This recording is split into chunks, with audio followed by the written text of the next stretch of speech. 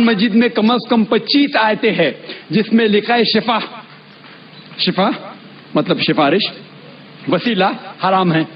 2 आयत में लिखा हुआ है सिर्फ उनको इजाजत है जो अल्लाह ताला आखिरत में उनको इजाजत देंगे, वो मोहम्मद सल्लल्लाहु अलैहि वसल्लम आखिरत में। आज की तारीख में हम मोहम्मद सल्लल्लाहु अलैहि वसल्लम से भी नहीं मांग सकते। अल्हम्दुलिल्लाहि रब्बिल आलमीन वस्सलातु वस्सलामु अला सय्यिदिल अंबिया'i वल मुरसलीन अम्मा बअद फ़अऊज़ु बिल्लाहि मिनश शैतानिर रजीम बिस्मिल्लाहिर रहमानिर रहीम या अय्युहल्लज़ीना आमनुत्तक़ुल्लाहा वब्तग़ू इलैहिल वसीला सदक़ल्लाहुल अज़ीम व सदक़ रसूलुन नबिय्युल करीम व नहनु अला ज़ालिका मिनश शाहिदीन वश शाकिरीन वल्हम्दुलिल्लाहि रब्बिल आलमीन। अज़ीज़ान मोहतरम, मोहम्मद वक़ारुद्दीन सिद्दीकी के साथ मैं आपकी खिदमत में हाज़िर हूँ। अभी मैंने यूट्यूब पर ज़ाकिर नाइक साहब का एक क्लिप सुना था जो 3 मिनट 9 सेकंड पर मबनी था। अज़ीज़ान मोहतरम, उस क्लिप में उन्होंने अक़ाइदे अहले सुन्नत के हवाले से बात की है जो नाकाबिले कबूल भी है और बर्दाश्त भी नहीं है। उन्होंने उसमें सिर्फ बहतान और झूठ के सिवा कुछ नहीं बोला है।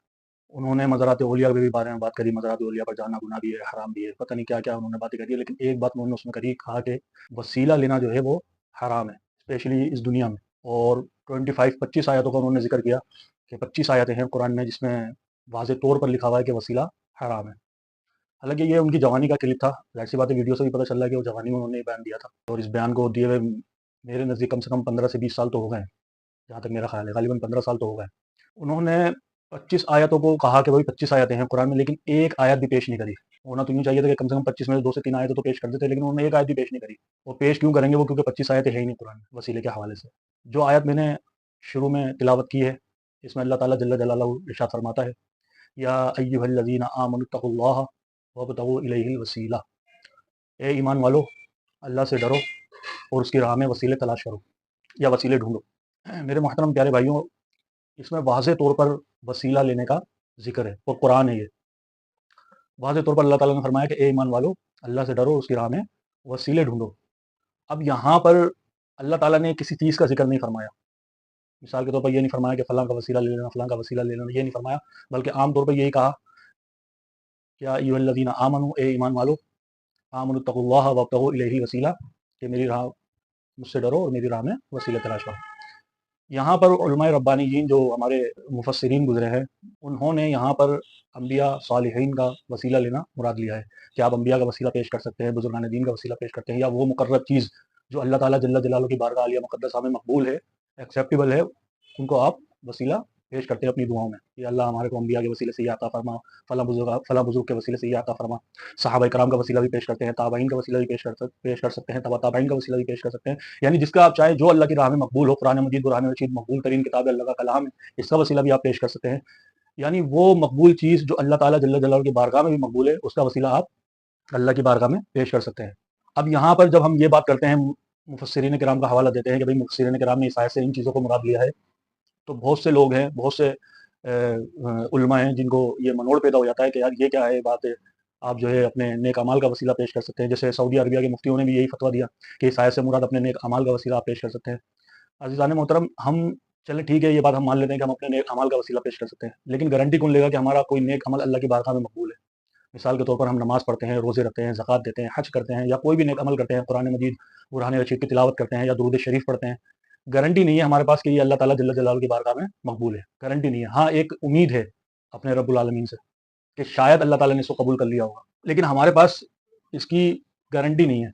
तो जिसकी गारंटी ही नहीं है उसका वसीला पेश करना, इस बात को अकल भी इजाज़त नहीं देती, और जिसकी गारंटी है उसको वसीला बनाना यकीनन ये अकल भी इजाज़त देती है। कुरान मजीद बुरहान रशीद के इरशाद के मुताबिक ये जायज़ भी है। यहाँ ज़ाकिर नाइक साहब ने जो वसीले को कहा कि भाई सिर्फ 25 आयतें हैं कुरान में जो वसीले को हराम कह रही हैं, सिफारिश करना हराम है, बुजुर्गों से मांगना हराम ही है, वो फला उसने 3 मिनट की क्लिप में बहुत सारी बातें जो हैं वो कह दी हैं, लेकिन उसने साबित नहीं किया, बताया नहीं, कोई आयत पेश नहीं करी।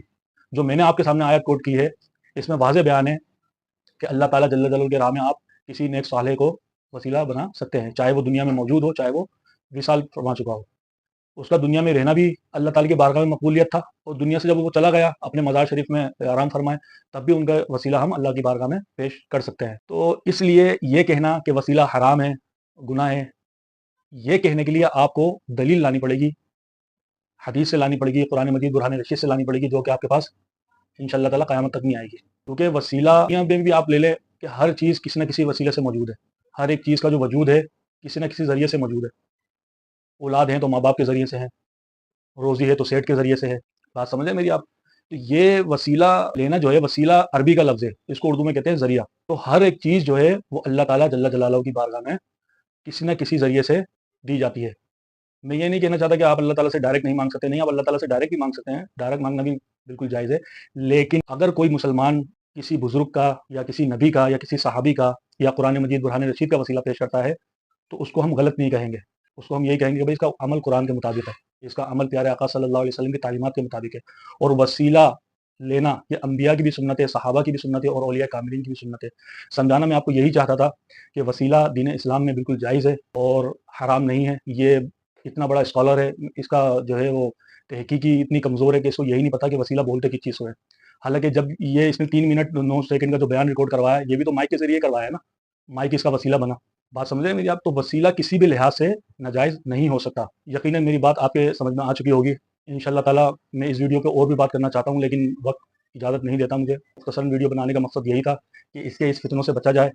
بہت دھوکے دیتے ہیں یہ عوام کو، اور سمجھ لیں کہ جو مسلمان پڑھے لکھے نہیں ہیں، دین سے دور ہیں، علم دین نہیں حاصل کیے، وہ بیچارے ان کی باتوں میں آ جاتے ہیں. وہ کہتے ہیں ہاں یار یہ تو بالکل صحیح کہہ رہا ہے کہ ڈائریکٹ اللہ سے ہی مانگا جا سکتا ہے. اور بے شک یہی عمل بالکل اچھا ہے کہ ڈائریکٹ اللہ سے ہی مانگا جائے، لیکن اگر کوئی مسلمان وسیلہ پیش کرتا ہے تو یہ بھی غلط نہیں ہے.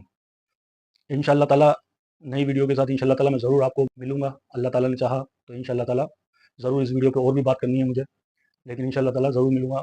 وآخر دعوانا الحمدللہ رب العالمین.